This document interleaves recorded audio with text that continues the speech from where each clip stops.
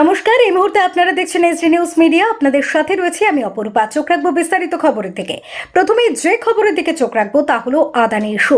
জানি এই মুহূর্তে ভারতীয় রাজনীতি উত্তাল হয়ে রয়েছে। তোপ দাগছেন রাহুল গান্ধী। আমেরিকার আদালত ঘুষ কাণ্ডে গৌতম আদানি সহ বেশ কয়েকজনকে অভিযুক্ত সাব্যস্ত করেছে, আর তা নিয়ে এবার রাহুল গান্ধীর সরব হয়েছেন। নরেন্দ্র মোদীকে একই সূত্রে গেঁথে তার বিস্ফোরক বক্তব্য। এখনো কেন গ্রেফতার নন আদানি? বিস্মিত রাহুল। মোদীকে এক সূত্রে গেঁথে তুমুল আক্রমণ বিরোধীদের। আমেরিকার আদালত ঘুষকাণ্ডে অভিযুক্ত করেছে শিল্পপতি গৌতম আদানি সহ বেশ কয়েকজনকে।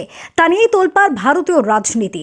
আদানি কাণ্ডে সরাসরি মোদীকে এবার নিশানা করলেন বিরোধী দলনেতা রাহুল গান্ধী। আমেরিকার আদালত ঘুষকাণ্ডে অভিযুক্ত করেছে শিল্পপতি গৌতম আদানি সহ বেশ কয়েকজনকে।